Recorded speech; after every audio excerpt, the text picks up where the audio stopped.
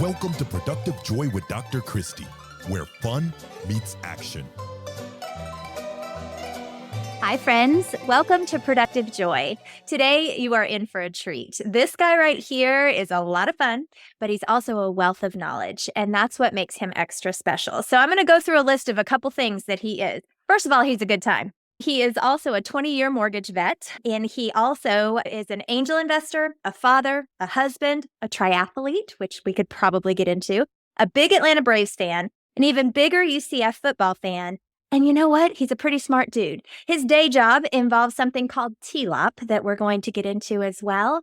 And he was kind enough to let me be on his podcast and take a chance on me. And now we're going into all kinds of fun stuff together. So Dustin Owen, thank you for being here today. Oh, I'm super stoked to be here, Dr. Christy. You say take a chance, and all of a sudden ABBA is playing in my ear. Take a chance on life. You're the next in line. I wish I could sing, but I can't sing. But take a chance, take a chance, take a chance. I'm with you. I am You're fully taking a with chance you. on me.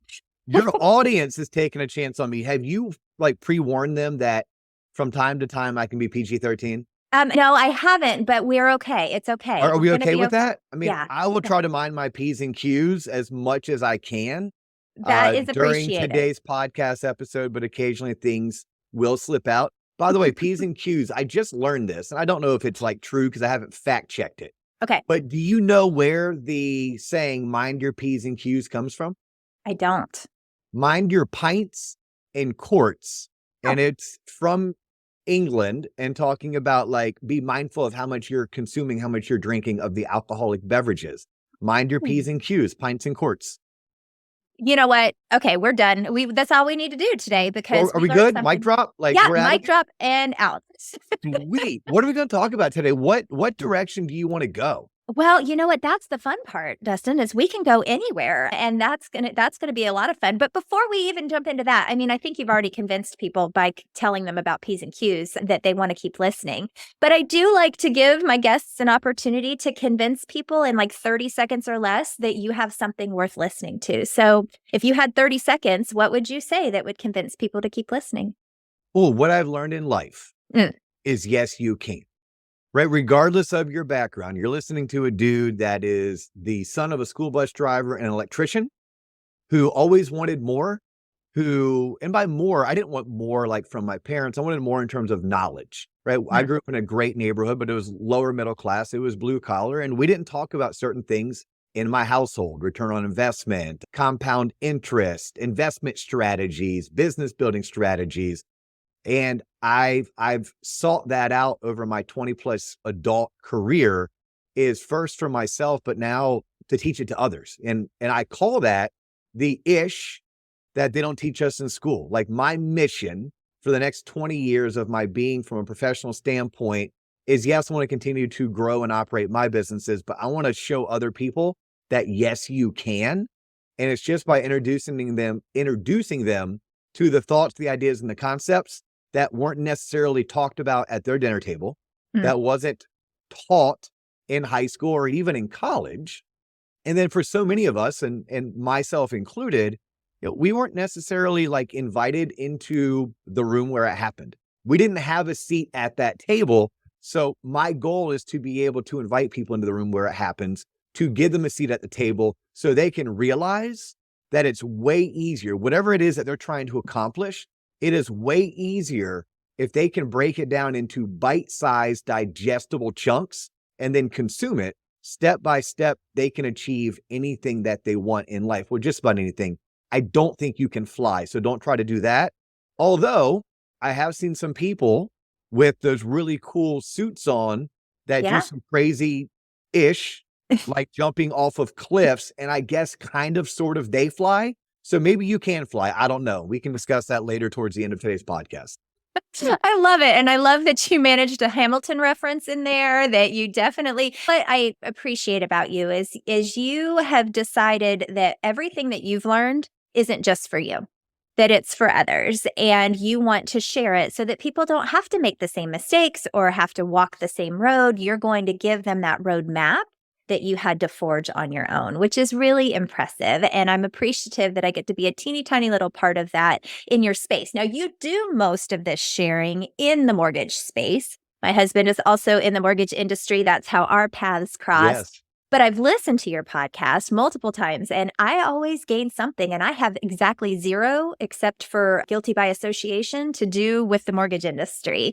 So tell me how you've kind of shifted being just mortgage focused to being human focused. Yeah. So it's interesting because the show originally was called The Loan Officer Podcast. And from the get-go, I hated the name.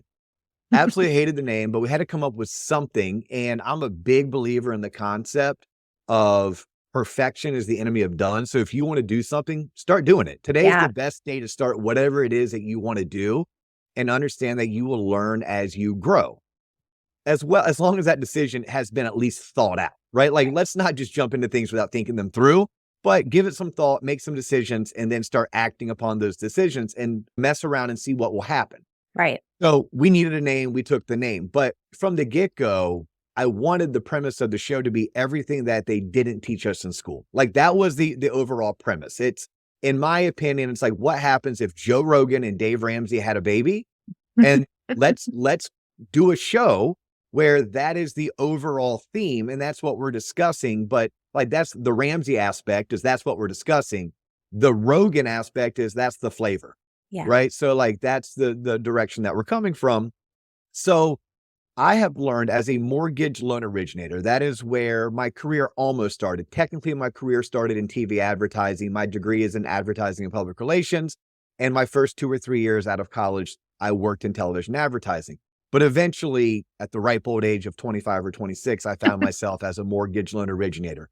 And here's what that did for me. Everything.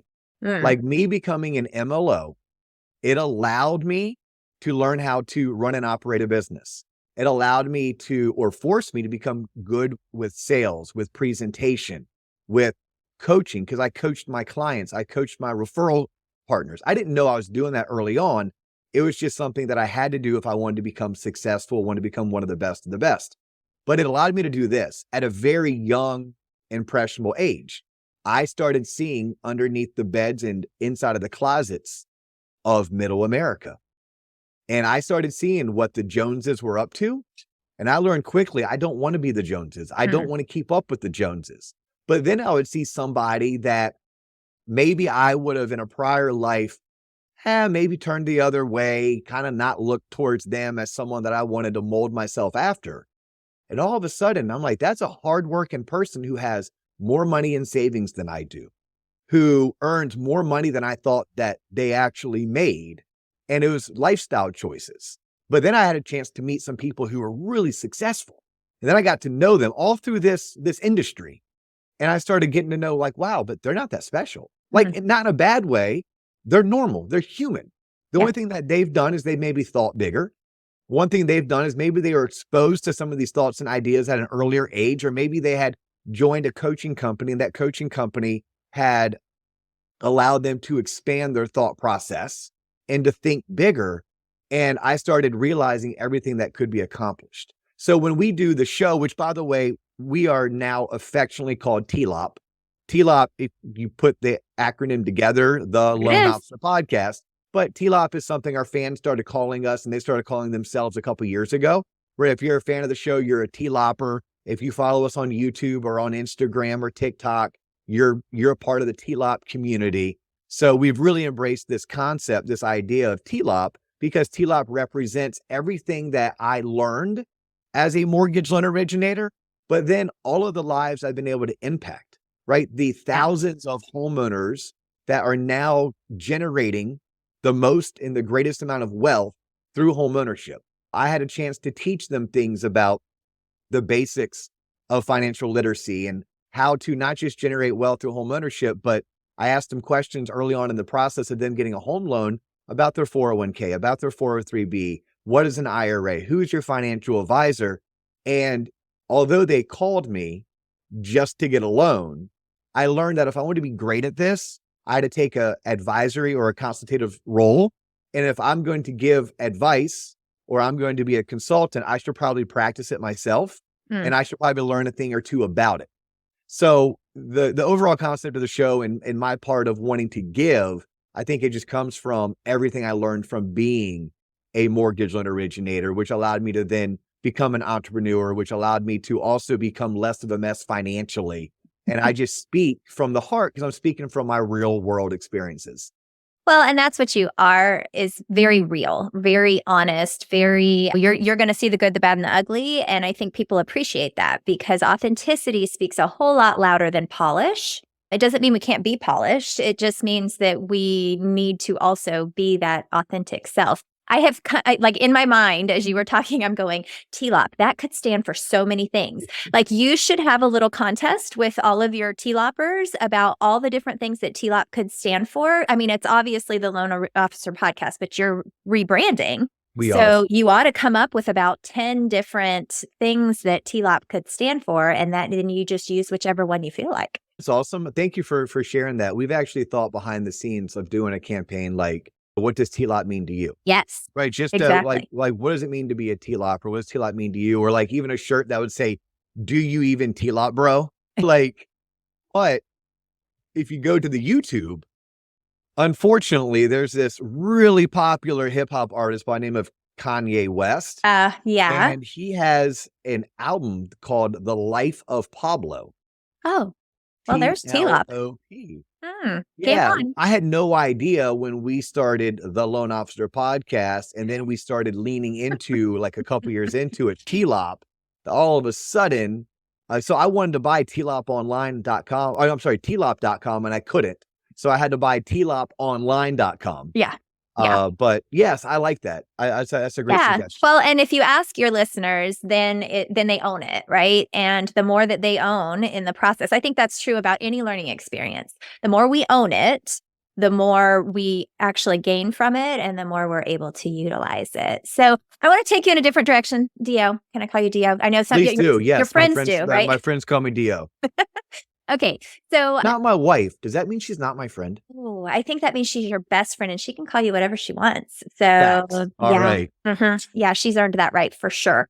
So when you think of productive joy, that's the name of this podcast. And the intentionality behind it for me is that I want to evoke joy in others because I think joy is a choice. But I'd love to hear what your definition or what you think of when you hear the phrase productive joy.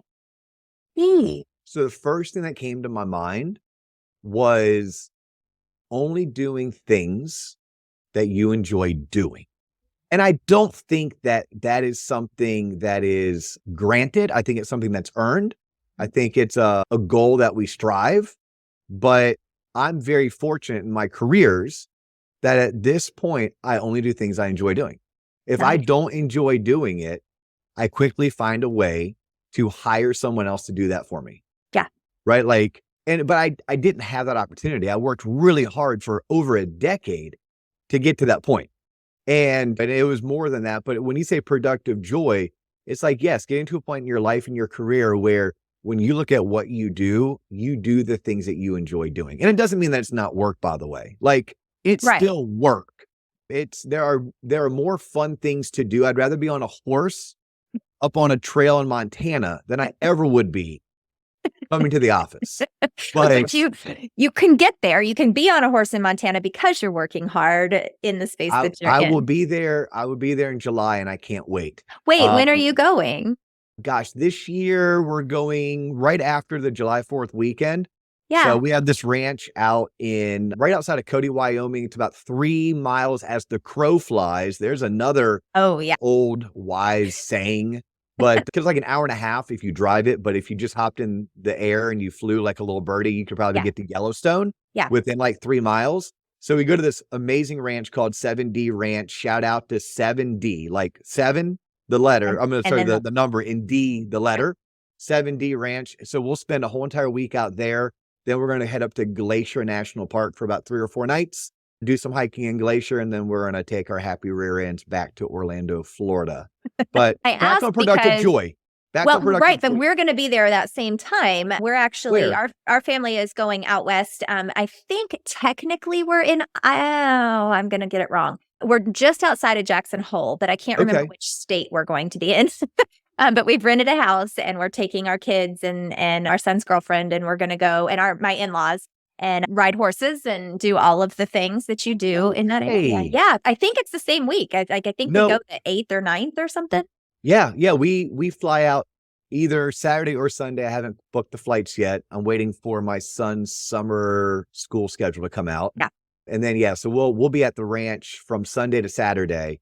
Then we'll drive up to Glacier on Saturday, stay there Nice. till Wednesday, I think. Oh, fun. I've not been to Jackson Hole, but yeah, we'll be in the same vicinity. Yeah. Probably as close as you and I are right now, you in Tampa and me in Orlando. Yeah.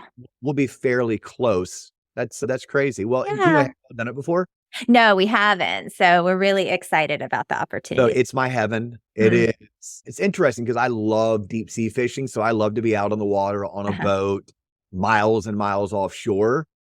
And I will call that my heaven. Like there's nothing to me cooler and more spiritual than going out of an inlet with a cup of coffee in my hand, watching the sun come up. Mhm. Just kind of just peaceful and surreal and serene.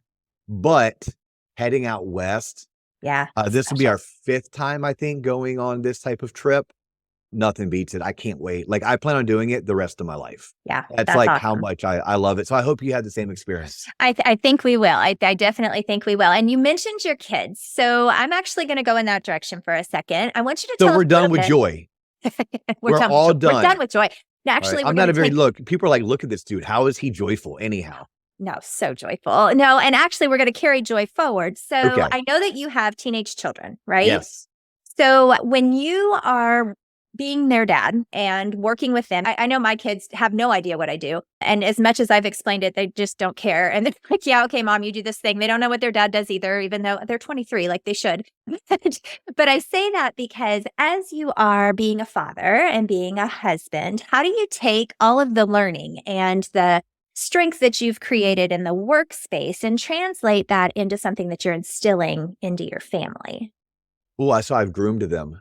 So my children are 16 and 19. So this is my son's last year of being a teenager. We celebrated last night because it was actually his birthday. It was yesterday. Both my kids have really cool birthdays. So one of them is 3, 4, 5. So that's very easy to remember. Yeah. And then the other is the same as Dr. Martin Luther King Jr., who is someone that if I could go back in time and meet and get to know, he'd be at the top of the list.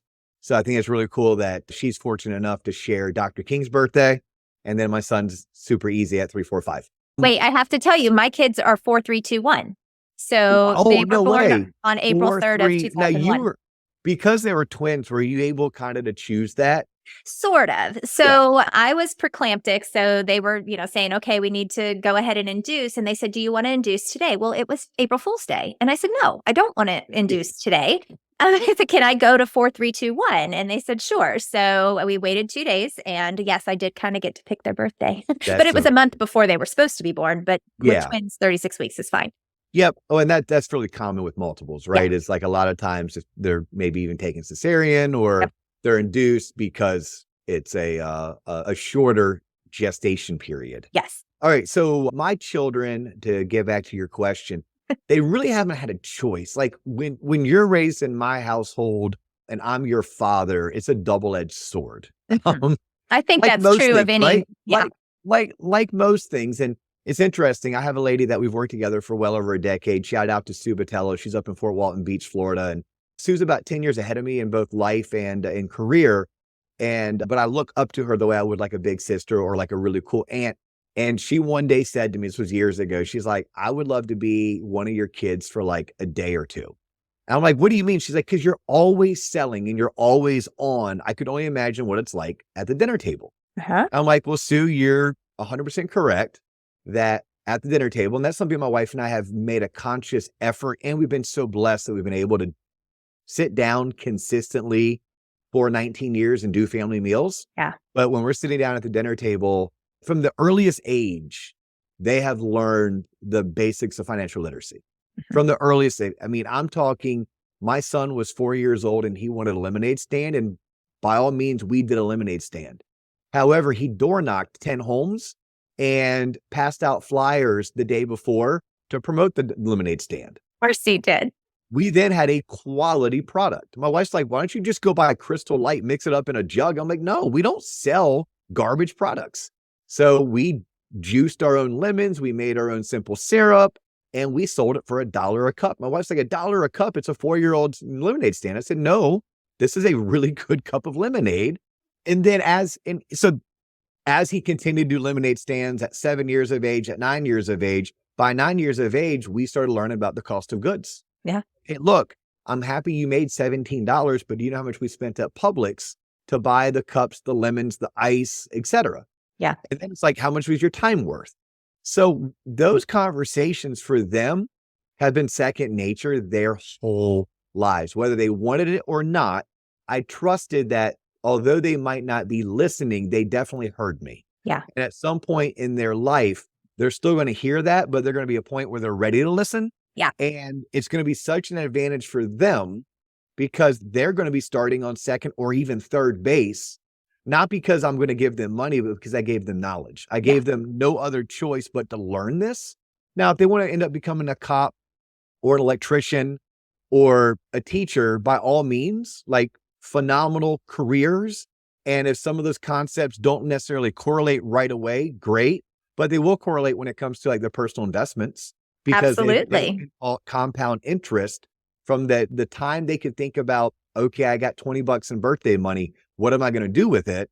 We sat down and we talked about, okay, well, we need 10% to go to the less fortunate. Mm-hmm. Like if people were more religious than we are, we'd probably say you need 10% to tithe. Mm-hmm. We just give 10% to the less fortunate. You need 20% needs to go to savings. Mm-hmm. And then at that point, we let 70% be spent. Yeah. Now, if I really want to be hardcore, I'm like, and 10% needs to go to mom and dad. We'll call ourselves Uncle Sam. You need to contribute to the food and the lodging that we're providing for you. But no, but we started that at a very early age. So at a minimum, we know they were raised right. I can't guarantee you they're going to follow these principles or they're going to live that lifestyle, but I didn't make it a choice. Well, and I think that's the power of parenting, right? If you're choosing to be thoughtful about it, then you do have an opportunity to instill in them all kinds of morals and values and ideas. And so you've done a good job, Dad. Well done. Well done. So far, so good, right? So Jason and I are writing a book. Oh, and no way. I guess I'm putting it out into the universe now. So we have to finish that book. It's going to be called How to Parent Adult Children. And it was originally going to be completely blank inside because there are literally no rules. And yet what we're doing is we're actually interviewing people who have adult children. We're also interviewing adults who are children, right, to their parents, which I realize the title's an oxymoron and you can't parent adult children. But the idea behind it is, what do you do when you go from parent to mentor? And how do you make that shift so that you aren't in their business? And here's the thing, I've never done it before. And neither has Jason. And the kids have never been almost 23 before, right? Like the reality is that we're all new at this, and yet we're blind leading the blind trying to figure it out. So if you have any words of wisdom, I will definitely take the whole model from 4-year-old lemonade stand. I'll give you one right now that I'm embracing, right? Because I've gone from, you're my son, you live in my house. You will do these things. To, okay, you just turned 19 and you're in your spring semester of your freshman year of college. And the word is empowerment. Mm-hmm. The word is empowerment. I'm like, and I have to be open and honest sometimes with myself. So I start that with my audience. And because you taught me the one who's doing the speaking is doing the learning. Right. So I will speak to my audience as a way for me to learn and process my own thoughts, but also so they can hear them and be a part of that process. So I've said to my son recently, I said, look, I need to empower you to make the decision that you feel like is best in the moment.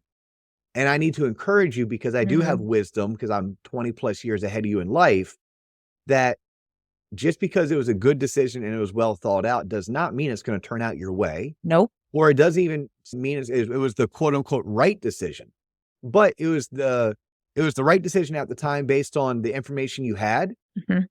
And we can't spend hours or days or weeks on a decision. Sometimes we can spend minutes.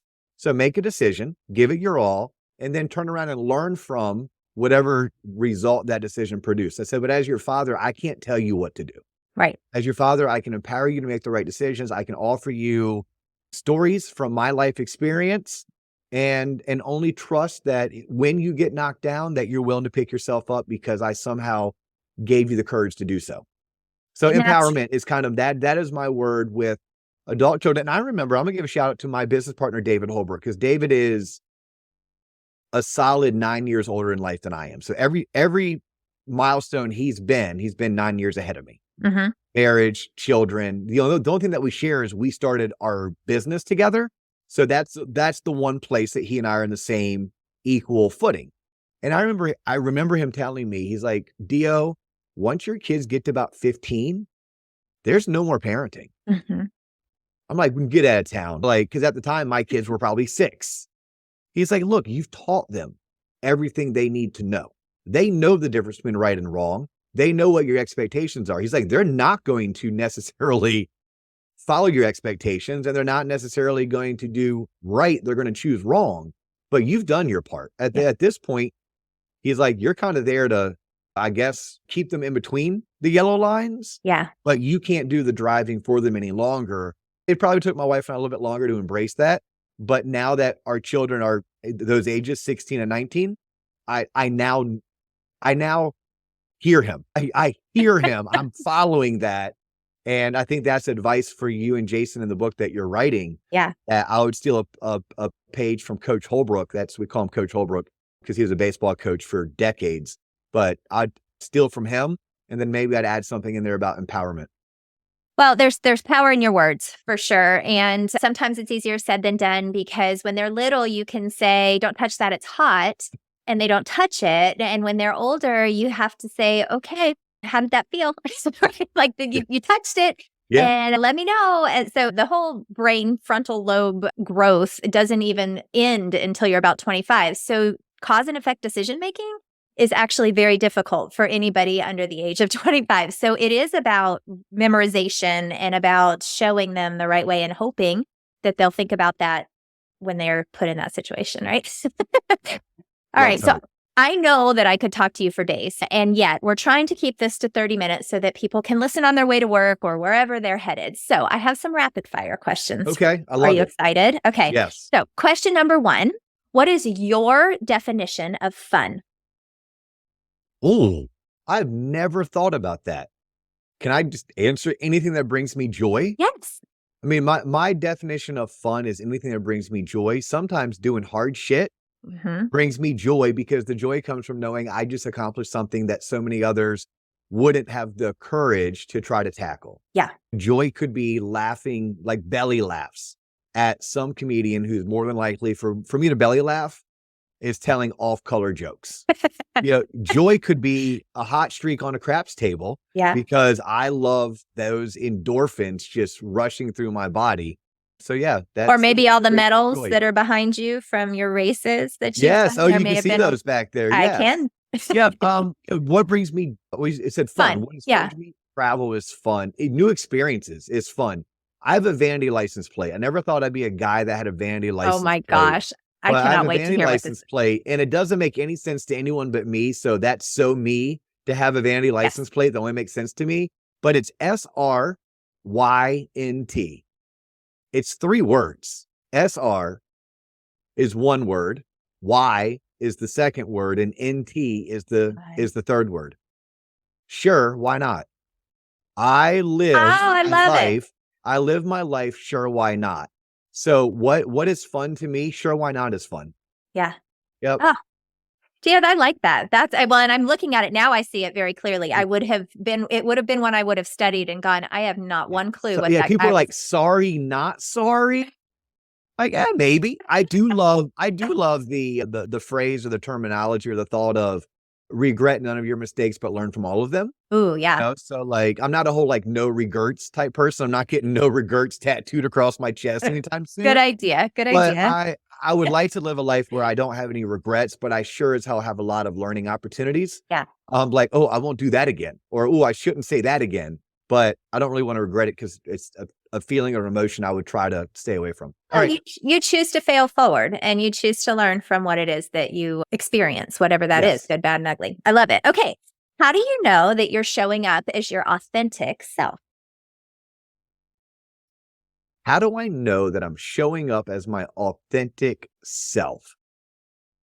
Is going to make me, and I'm going to try to answer this as short as possible. I struggled with being a liar for most of my life. I was a liar. I usually lied to myself, not other people. Mhm. But I lied to myself because I only wanted to show you the version of me that I felt like you wanted to see. Mhm. And it was with some professional help, right? With sitting down and talking through life with counselors and therapists that I was able to understand I'm a liar. Like the one thing that I don't like, people who lie, I'm that. But it wasn't coming from a mean place. It was coming from a place that, like, I was raised in a household that was very old school. My mom would be like, "Oh, well, you don't act that way in front of girls, but it's okay to act that way in front of boys." And for 20 years, I mean, she wasn't doing this maliciously. She was doing that because that's how she was raised. Right. But I've learned as an adult, no, this is how I act, regardless if it's boy or girl. And if I'm trying to act differently around one person than another person, I'm not being authentic to myself. So I end up becoming a liar. So you asked me, how do I show up as my authentic self? Years and years of practice. Yeah. And with the help of some trained professionals, I had to be willing to embrace who I am. I had to learn who I was. I don't know if you can do that early on in life. I think that's a discovery that happens between 36 and 56. Yeah. And it's an ongoing discovery. So it's easier for me to do it. I'm 45 years of age today as we record this. Yeah. It's a lot easier today because I'm more comfortable with who I am and I understand who I am. I don't know if that was a good answer, and I don't know if that was an answer people could learn from. It's a great answer. But that's how I do it. I do it with intentionality, and I needed help to get me there. I also needed age and life experience to get me there. Mhm. And it really started with understanding that I don't want to be a liar. So when I'm acting a certain way, that is only one version of me, and I'm not showing the complete version of myself. I'm not being authentic to my audience. Therefore, it's making me a liar.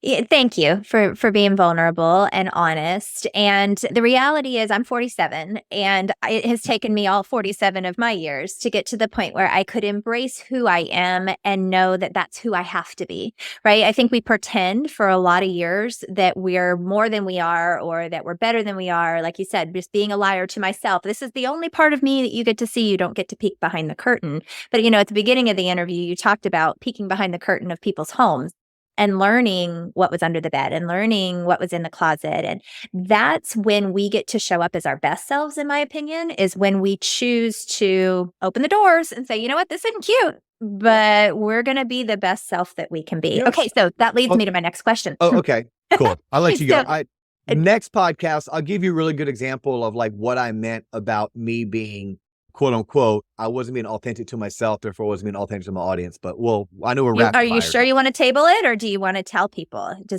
you feel like they need to know? I think that, I think we'll benefit from it. So quickly, I know from getting to know you that you are a person of faith, like you are a religious person. Okay. I was raised Catholic in the Catholic household. I did the whole CCD, communion, confirmation, but I am not a person of faith, right? I don't have a particular organized religion that I believe in or belong to.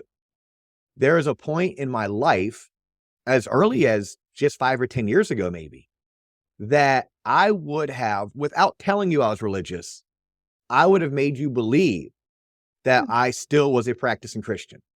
Interesting. Right? Because I would have not said it, but I would have talked about all of my time going to retreats and confirmation and first communion, because I felt like, oh, if I'm going to connect with Christy, she should know that I too am on that page. I'm like, but that's not who I am. That's how I was raised, but it's not the choices I'm making in my adult life.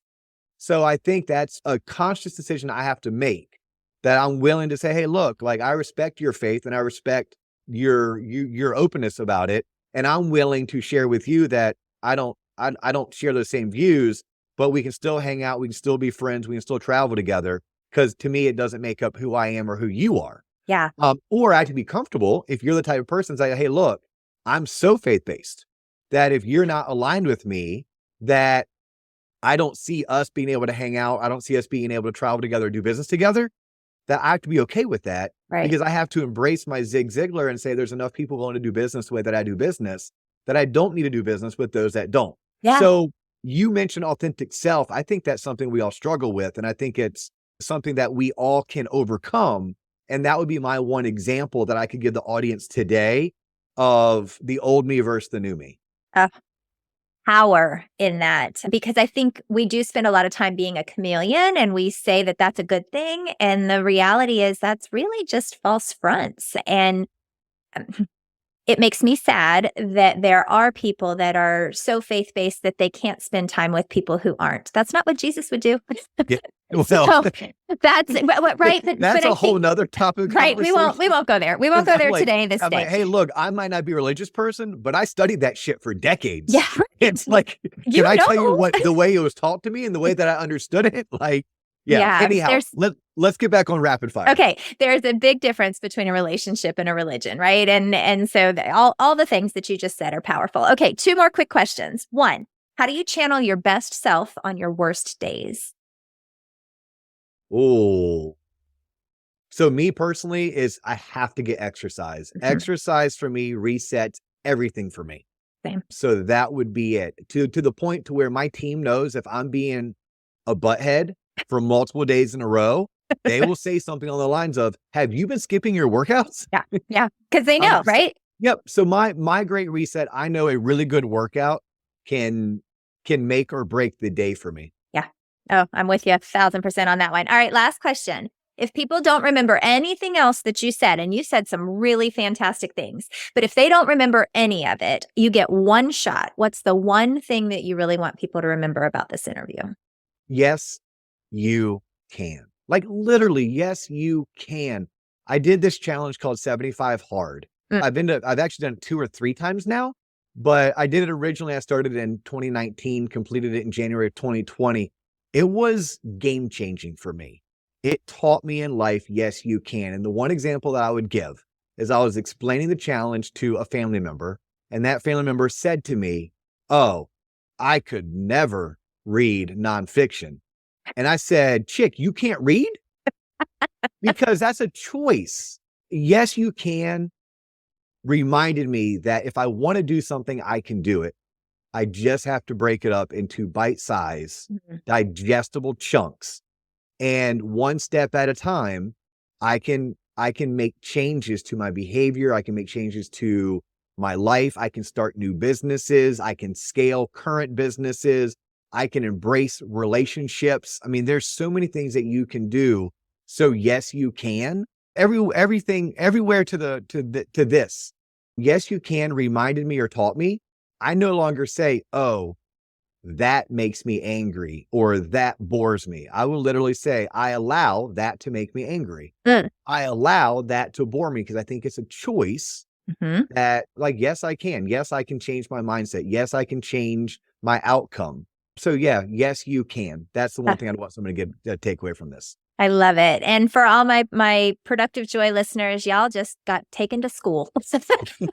Thank you, Dio, for your time. I know your time is incredibly valuable. And thank you for choosing to spend it with my folks, our folks. And I can't wait to continue these conversations as we continue to work together. So before we go, how would people become a T-Lopper? Like, how do I become thank you for a asking. T-Lopper? So check us out on YouTube. So we are T-Lop, TLOP. We're also found the Loan Officer Podcast.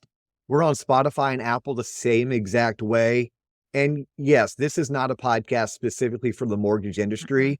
This is a podcast that the topics of discussion was everything I learned in life and in business by becoming a mortgage loan originator and then serving the communities that I served. So check it out. It's educational. It is entertaining. If it totally sucks, then blame Christy. Don't blame me.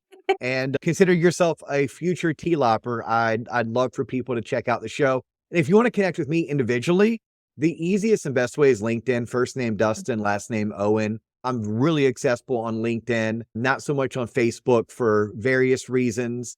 And also on Instagram, and we are at the Loan Officer Podcast on Instagram, or you can just look for Dustin Owen on Instagram. Excellent. Well, guys, definitely do that because he is a wealth of knowledge in a lot of different arenas and a pretty cool guy. So take some time to get to know him. And thank you for spending time on Productive Joy today. I want to give a shout out to Nian, my producer, who is working really, really hard to make sure every episode looks great.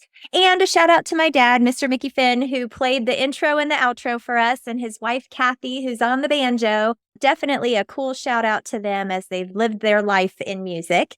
And we just ask that you take something from today and use it, because our whole goal here is that you figure out a way to turn fun into action.